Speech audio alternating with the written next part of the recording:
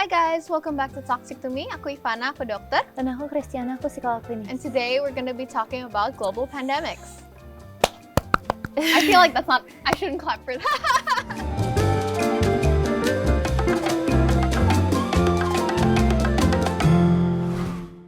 Basically, belakangan ini lagi banyak outbreak of viruses ya, specifically the Hantavirus. And a lot of people have been asking, apa sih Hantavirus? What is Hantavirus? Gimana nyebarnya? Kenanya siapa aja? Awalnya juga muncul dari mana? Is it gonna be COVID 2.0? So we're here to answer some of those questions. Well, okay. Tiana is here to ask, and I will answer. Okay, so today we're interviewing the doctor. I have a list of questions for you. Maybe you can tell the people what they want to know. I'm people. Okay, so I have a question. Am I going back into lockdown? COVID 2.0, please basically? Say no, I lost my graduation, so please say no. No, I don't think we're going to be entering a global pandemic because with the Hantavirus, transmisi antara orang ke orang itu lumayan jarang. Okay. So human-to-human transmission is quite rare, and so I don't think it will cause a global pandemic. Okay, amazing. So maybe we can start from the top because honestly, I don't know anything about this except that there was a cruise ship, right? That was like not allowed to dock or something, and then turns out there was some new virus. Can you explain maybe a little bit about what the Hantavirus is and how it came to be what it is now? So basically, the Hantavirus refers to a group of viruses. So it's not just one specific virus. It's a strain in a big group of viruses called the Orthohantaviruses. What? Yes, we'll put it there. But basically, what happened was there's the old world virus and new world virus. Jadi kayak ya ibaratnya kayak ada virus yang generasi lama sama generasi yang baru. So what happened was they discovered the old world virus in the 1970s in South Korea. And that's why they called it the Hantavirus, because it was found or isolated near the Hantan River in South Korea. Okay. Itu tahun 1970-an. That's the old world virus. But there's also the new world virus where it was isolated in South America, if I'm not mistaken, around the Andes area. And so there's like two different strains. So basically, kalau yang South Korea one, the old world one, itu all of these, both these strains, they are transmitted primarily through rodents atau tikus. Jadi kalau ada kontak terhadap urin tikus atau pupnya tikus atau tikusnya sendiri, itu biasanya bisa transmit the virus from the rodent, the host, to humans. So, transmisinya hampir mirip dengan penyakit leptospirosis, if you've heard of it. So, kalau leptospirosis, it's actually quite common in Indonesia. Dan banyak banget kayak orang-orang yang kerja di daerah yang banyak tikus itu banyak yang kena. Contohnya petani, or misalnya kayak people who clean up the trash, pemulung sampah gitu. It's almost the same way. It's transmitted in the same way. So when they're in contact with rats, they have a lot of contact with rats. It can cause them to get the virus. Same thing with Hantavirus. Okay, so it's a virus that's spread by rats. But Rodents. Rodents. So it's not similar at all. Nggak mirip sama sekali dengan COVID. That was also from a rat. No, that was from a bat. That was from a bat. I retract that. That was from a bat. You know, what else is found in bats? Fruit bats, to be specific. Ebola virus. So, tapi kan sempat viral ya beberapa tahun yang lalu. Ebola virus. I think COVID virus is more similar to Ebola rather than Hantavirus. But it's just that because this is a relatively new virus, kayak sekarang they found 2 cases, udah ada di Jogja 1, udah ada di Jakarta, udah ada di Singapore. So a lot of people are like scared that it's gonna be like COVID 2.0. Yeah.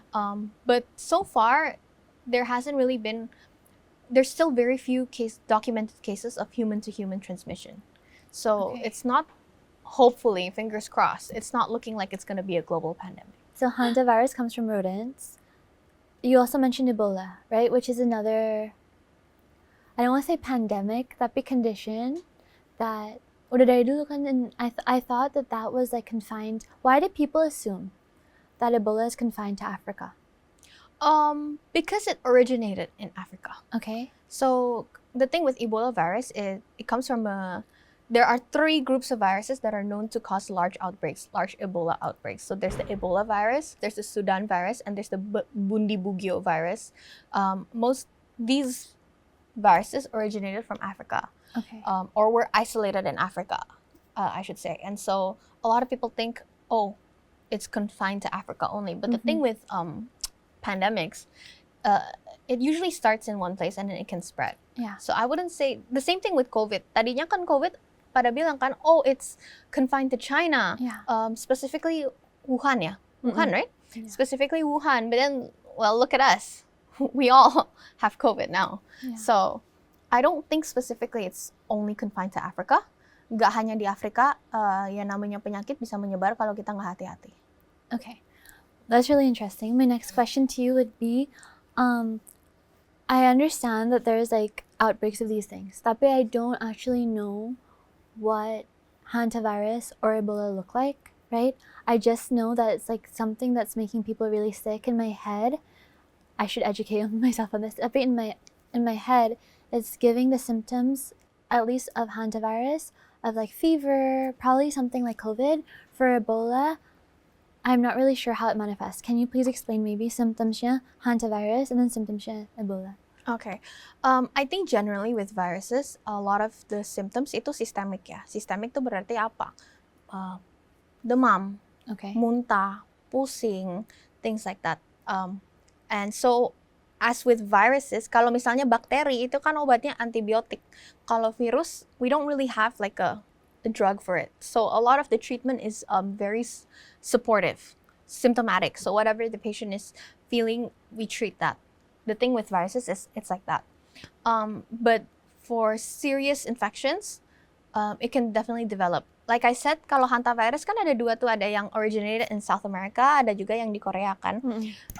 Kalau yang Korea, the old world virus, the old world hantavirus, it usually manifests in serious cases. It usually manifests as hemorrhagic fever with renal syndrome, Okay. or hemorrhagic fever with HFRS. Okay. So basically, it can affect the kidneys. It can cause kidney failure, kidney shutdown. That's with the old world hantavirus, the South Korean one, mostly in Asian countries. Yeah. Kalau misalnya yang Andes, the Andes virus, it causes hantavirus cardiopulmonary syndrome, or HCPS. Okay. So basically, what does that mean? It usually affects the lungs and the heart. So the symptoms could vary like that. But generally speaking, kalau namanya virus ya, a lot of the symptoms are systematic. Gejala-gejalanya systemic. Same thing with Ebola. Often manifests as fever, vomiting, malaise, fatigue, capek, demam, muntah-muntah gitu. Yeah. But with Ebola, it can develop into complications. Bisa terjadi komplikasi. Misalnya mulainya itu kalau Ebola, it usually starts with like fever, fatigue, malaise, muscle pain, and then it can develop into vomiting, abdominal pain, or even forming a pink rash on your skin. Okay. That's with Ebola. And then if it doesn't get treated, it can develop to affect the liver and the kidneys as well. Okay. So basically, it can cause the body to shut down. I think with some patients in Ebola virus juga, they can develop internal or external bleeding. I don't know if you've heard about it, tapi kemarin dulu pas Ebola sempat outbreak beberapa tahun yang lalu, a lot of people were saying kayak, oh, Ebola can cause people to like bleed from their eyes or their ears or things like that. Itu karena Ebola bisa nyebabin pendarahan internal maupun eksternal. So but it usually occurs late in the disease, kalau udah parah banget. And what happens is it can cause, when you vomit, itu ada darah. Pas muntah ada darah. Pas buang air besar, itu juga ada darah. Bleeding from the nose, from the gums, even from alat kelamin, in the case of women. So, almost like menstruasi gitu. Yeah, so it can be quite bad. Yeah. Serem lah, tiba-tiba you're like bleeding out of your body. Definitely scary. 100%. Sounds so scary. I do want to ask you another question, maybe. Kan kala Ebola, right? Let's start with Ebola, maybe. That disease, right? Yeah, disease. Okay, the disease has been around since, I'm not really sure when it started. Kind of like you mentioned earlier, that some of these like diseases have like outbreaks. Mm-hmm. When do you think that, based on your understanding, these diseases started? Misalkan kan Hantavirus baru-baru ini kayak viral, right? And then Ebola, it was a couple years ago when it like the outbreak happened. Have these diseases always existed? Atau are these more of like kayak something that just like emerged because of one thing plus another thing? Kalau Hantavirus, like on that ship, prior to that ship, did the disease itself, like you mentioned, kalau Hantavirus tuh sebenarnya, Yeah. like I said, from the 1970s aja, itu udah ada. And then later in the 1990s, in South America ketemu ada lagi gitu loh. So it's the mindset, these diseases are new diseases that just emerged. Itu actually is quite rare. Same thing with Ebola. Ebola was discovered in 1976. Yeah. It's just that throughout history, there have been certain periods of time where terjadilah outbreak. But then again, that's where the classification comes in. Yeah. Do you know like pandemic, epidemic, endemic? Okay, let me... Those sound like a bunch of words to me. Okay, jadi bisa dikatakan beberapa penyakit itu endemis pada satu daerah. Endemic. So what does endemis mean? So it's like tuberculosis, TBC tahu kan? Yeah. TBC has been around for so long. But in first world countries, contohnya kayak di Amerika Serikat gitu, tuberculosis is very rare now. So rare. Yeah. And yet in Indonesia, the number of cases for tuberculosis remains very high. Tuberculosis in Indonesia itu udah hampir kayak flu gitu. Yeah. Kayak you ke puskesmas, misalnya kita dijaga di at least from my experience, kita jaga di puskesmas, like let's say we meet about 50 patients a day. I can guarantee you one of them has tuberculosis, at least one. So it's that common. So that's why we say endemic to an area. So tuberculosis is endemic to Indonesia. So the number of the rate of incidence or the number of cases remains high in one specific area. Yeah. Kalau misalnya epidemic, it means that there's an outbreak. Yeah. So if there's like a tuberculosis, I'm taking tuberculosis as an example. Sebagai contoh ya. Misalnya tuberculosis, the number of angka kasus tuberculosis di Indonesia tiba-tiba melonjak tinggi. And then it's spreading to like different parts of Indonesia. We call that epidemic. Basically kalau epidemic itu outbreak. So the number of cases yang biasanya segini nih, even though it's quite high, tiba-tiba jadi segini. And then it can spread to like nearby areas or regions gitu. Yeah. But the thing, that's epidemic. With pandemic, what happened with COVID, itu dia nyebar basically to the whole world. So almost every country was affected, right, during COVID. Yeah. Kayak misalnya tuberculosis jadi a world outbreak, a global outbreak, itu baru jadi pandemic. Yeah. So if to say Hantavirus or Ebola virus is a new disease and then langsung lompat jadi pandemic, that's actually not the case.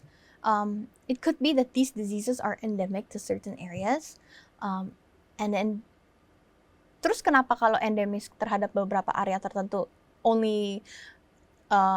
we only hear about it at certain times in history. Oh kok Ebola virus baru viral kayak beberapa tahun yang lalu. Yeah. It could be because there was an outbreak, there was an epidemic. And so people in that area, the number of cases tuh naik tinggi. Gitu. So it's never really been eradicated. Yes. I think to eradicate a disease takes a lot of work and a lot of effort. And it's a joint mission.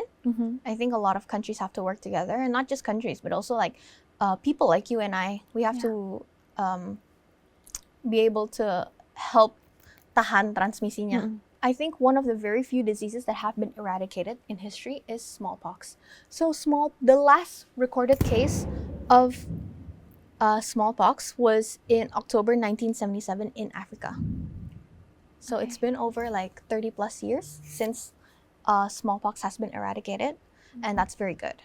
Yeah. I think polio What's polio? I remember something about this. Is this where you have like, sorry, this is very dumb, but like stunted growth? Yang kaya. It can. A lot of people yang affected by polio, yang kena polio, kalau parah, they cannot walk anymore. They lose function of their legs. Okay. The polio virus it used to be very deadly and very high, the number of cases. But in recent years, karena terbentuknya vaksin, adanya vaksin, angka kasus polio itu udah jauh menurun. Yeah. Masih ada. In Indonesia sendiri tuh masih ada kasus-kasus polio. But compared to back then, way less. I think we're on our way to eradicating polio. Fingers crossed, hopefully.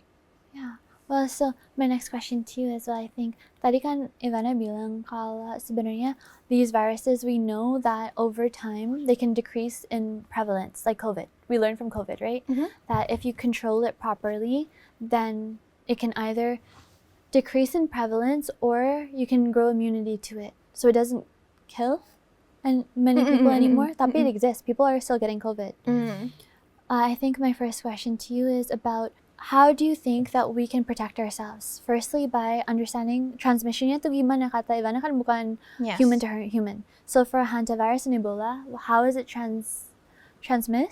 And then the next transmitted. Yeah. And the next question I also have is, what is the incubation period? Because I know that it's not like you get exposed and then you have. I heard that this one has a much longer incubation period. Kalau Ebola virus, periode inkubasi, for those who are unfamiliar with incubation period itu berarti kayak waktu yang dibutuhkan dari pertama kena virusnya sampai muncul gejala. Yeah. Jadi kan nggak mungkin, jarang banget diseases, misalnya I kena Ebola hari ini, besok itu I langsung demam, langsung muntah-muntah. It's quite rare. Usually, there's an incubation period for viruses or bacterial infections. For Ebola virus, it ranges from 2 to 21 days, 2 sampai 21 hari. So you could get Ebola but not know it until like 2 weeks later, when you start feeling symptoms. Transmisinya gimana? Kalau misalnya Ebola, kan it's naturally found in fruit bats, and it originates from the group of viruses known as Orthohantavirus. So basically, it's kalau human to human transmissionnya itu usually through contact with bodily fluids. Jadi misalnya I have Ebola, you kena darah I, itu almost like hepatitis B, hepatitis B. Okay. Through bodily fluids, blood, misalnya people who share needles, let's say, itu bisa juga. But for Ebola, I think it's much more contagious. Like, there have been cases where, misalnya there was a patient yang meninggal karena Ebola. Kan harus dikubur dong, kan? And then the people who helped kubur that patient got the virus, got Ebola. Because they have to hold the body, right, to bury him and things like that.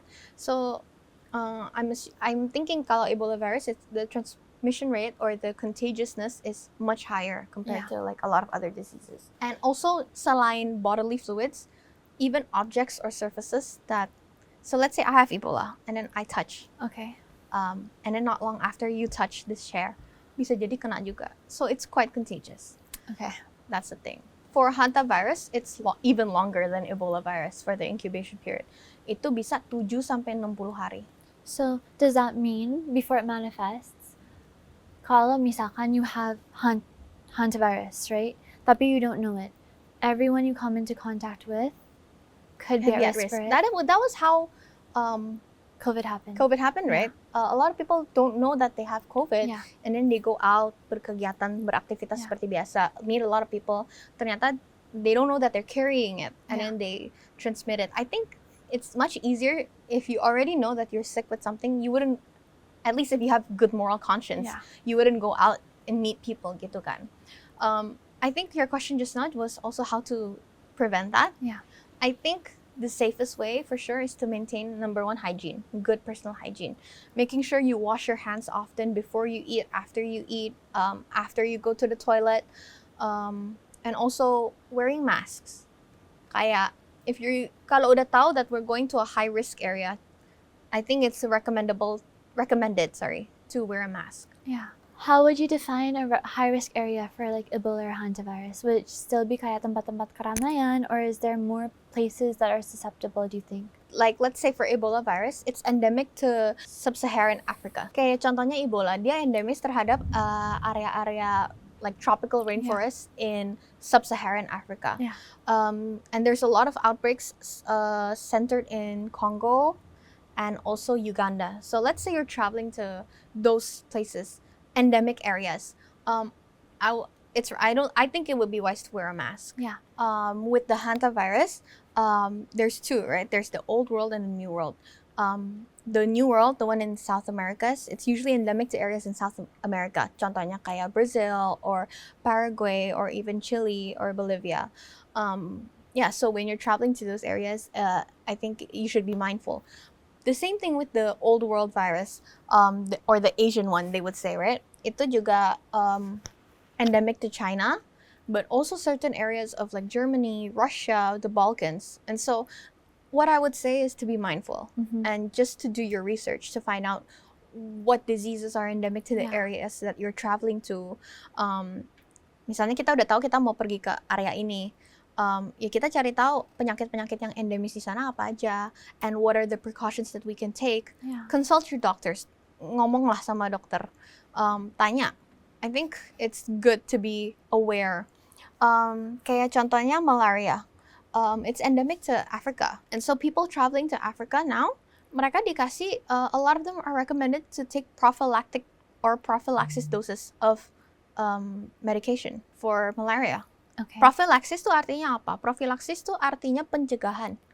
So, I think up to 2 weeks before traveling to Africa atau dua minggu sebelum jalan ke Afrika, mereka dikasih obat gitu buat diminum sebelum dan selama di sana untuk membantu mencegah kena malaria gitu. That's not the case for all diseases. Not all diseases have prophylactic courses of medication that you can take. But do your research. Balik lagi, do your research. Consult your doctor. Ngomonglah sama dokter kalian. Tanya dokter kalian. Pasti dijelasin. Yeah. Okay, well that's really interesting to know. I think have a question that could help us end this podcast on a more hopeful note. Yes. Okay. My question is, how did COVID, because it's really interesting, the idea that something that shut down the world 6 years ago and took away my graduation. Oh my god, COVID was 6 years took ago. away my graduation, but it's okay. Something that shut down the world 6 years ago that led to so much devastation beyond events being canceled, like death, extreme illness. Yeah. How did something that was so devastating become something that's like, oh yeah, So normal. not normalized, tapi it's still prevalent, but it's not As serious. Like the world opened back up, because I remember I thought that was the end of it, right? I think with COVID it was, do you know why they call it COVID-19? 2019. Yeah, because the virus was isolated or Yeah. found in 2019. Okay, then how did it become a 2020 virus? No, actually itu 2019 udah ketemu, but it was isolated or confined to Wuhan kan. Okay. But then ternyata nembus, because it was, I think it kept evolving. The virus, the COVID virus, itu pinter. It kept evolving, and it there were so many strains, right? Do you remember? There was like the beta strain, the omega strain, different waves of COVID lah intinya. So basically, I think what happened was we as the human population were taken off guard. Yeah. Because number one, it's a really new virus. It just emerged. And then after that, we don't know much about it. Research is very limited because it's still a very new virus. So we don't know how to fight it. We don't have vaccines yet for it, right? We don't have vaccines yet for it. And then after that, because people are not aware about it, I think that's it. The transmission increased. Like it's harder to prevent a disease from spreading if you don't know much about it, right? But then in the course of like 6-7 years, we developed a vaccine, kan? Yeah. So almost everyone is now vaccinated against COVID. And this ties back to our last episodes where we talked about herd immunity. So basically herd immunity itu ketika ada satu segerombolan populasi itu divaksin, pasti ada dong, nggak semua orang itu akan divaksin. Pasti ada 1-2 orang itu ada kontraindikasi untuk divaksin kan. So they cannot be vaccinated. But herd immunity means if most or the majority of the people in that population are vaccinated, it can help protect those who are not vaccinated. So I think that applies with COVID-19. Banyak banget setelah COVID-19 ini muncul, banyak banget orang kan divaksin kan terhadap COVID-19. Bagi orang-orang yang nggak bisa divaksin, ya itu juga ngebantu ngelindungin mereka dengan us people getting vaccinated, most of the population getting vaccinated, it helps reduce the transmission of COVID-19. The viruses are smart, but our bodies are also smart. Our immune systems are also smart. Our immune systems are capable of forming antibodies against viruses and certain diseases and remembering them. Jadi ya tubuh kita juga pinter guys, and so tubuh kita juga evolved to be able to fight off the COVID-19. And so I wouldn't say it's become normal. I would say we have adapted as a human race. We know more about it now as compared to when it first emerged. And our bodies are also getting smarter. Yeah. We're getting stronger juga, so we can fight off the virus. All in all, I think we're still pretty far from a global pandemic of the hantavirus, so there's hope for all of us. I don't think COVID 2.0 is going to happen yet. Fingers crossed. So what I would say is to just be mindful. Ini kan lagi musim-musim sakit nih, banyak yang flu, everything like that. Please take care of your health. Drink your vitamins, drink enough water, make sure you eat, get enough rest. But yeah, I think that covers today's episode of talking about global pandemics. So yeah. Thank you so much for watching another episode with us today, and we hope you get well soon.